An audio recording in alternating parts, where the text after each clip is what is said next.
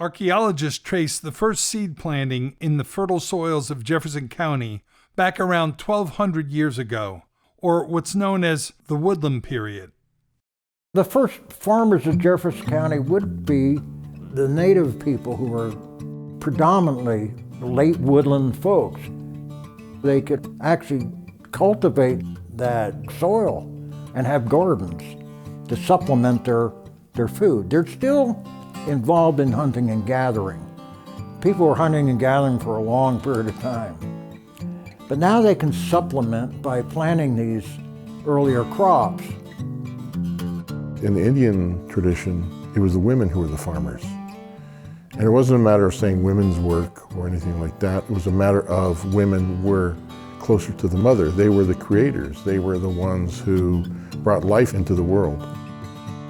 We think of them in terms of these long ago ancestors. And in the reality, those long ago ancestors aren't that long ago, and they still live through us today. In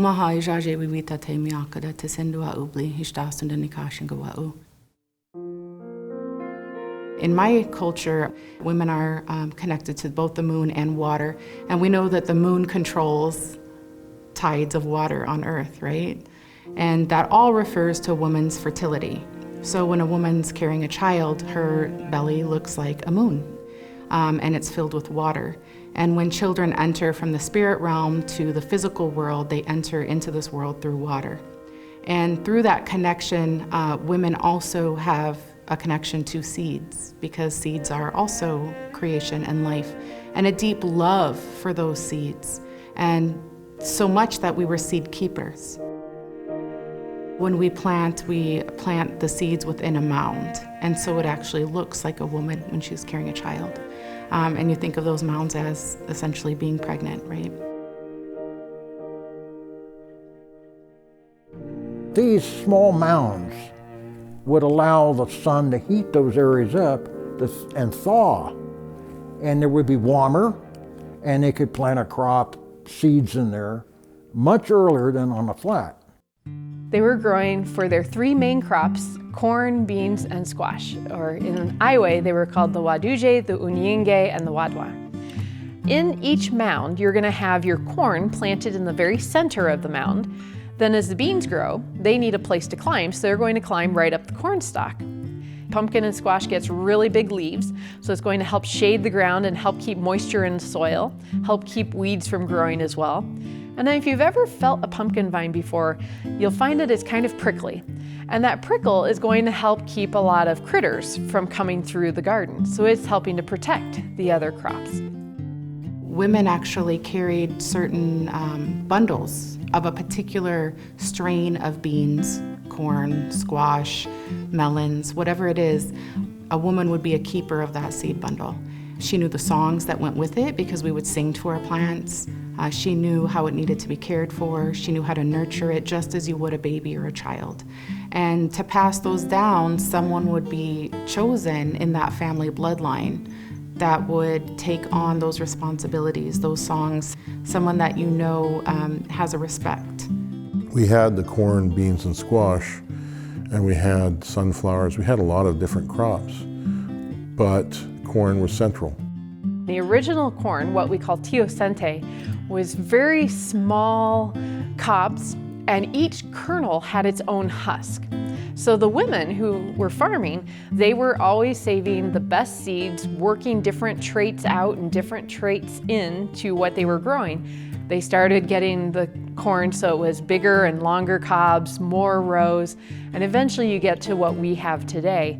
There's different colors of corn. There's blue corn and brown and red and white and all these different kinds of corn. But every color of corn had a particular purpose to it. For the Iowa people, it was typically blue flower corn or white flower corn that the women were growing to eat. There was a red corn that would be used for ceremonies, and speckled corn. The speckled corn is actually white with blue speckles in each of the kernels. Now we think of Indian corn as being multicolored, but that's actually a modern creation. Because what happens to get that is you are cross-pollinating two different varieties of corn. With the tribes having certain colors that they're eating and certain colors that are used for ceremonies, when you have this multicolored ear, you suddenly have something that you can't really use. So that cross-pollinated multicolored corn is really not something the Native Americans would have grown. When we harvest the corn, the clan comes together, the family comes together. It's a time to laugh, it's a time to sing. When I learned to first harvest corn was with the Meskwaki, it was with their Bear Clan. And I was new to this. I was in college and I had a little spoon and I was getting each kernel of corn out, and one of the kernels of corn flipped onto the ground.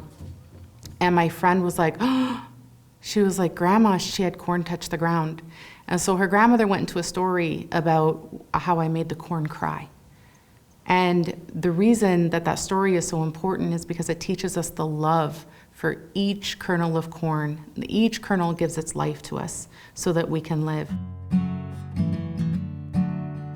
Men, we were the protectors, but women were the core. They were the ones who decided who farmed on what patch. They were the ones who decided when to plant. They were the ones who decided how things would be shared, all that. So you cannot look at agriculture in Native American society without seeing women as central to it. We didn't have land ownership like you view ownership today, but the plots and the seeds belonged to women essentially. The way that farming life worked for the tribes is you would live in one spot for roughly 10 to 12, maybe 20 years, and you would use the resources in that area. After about 10, 12 years, your crops aren't going to be growing as well. So at that point, the entire tribe's gonna pack up. They might be going from the eastern side of Iowa over to the western side of Iowa. Well, when you've left that area behind, that area is going to start regrowing, and eventually you can move back to that area and it's going to be like no one had lived there before. After the Woodland Period, some tribes got really knowledgeable about how to coax what they could even more out of the landscape. They were very successful. People at that time actually got into shaping the land, producing gardens that were permanent.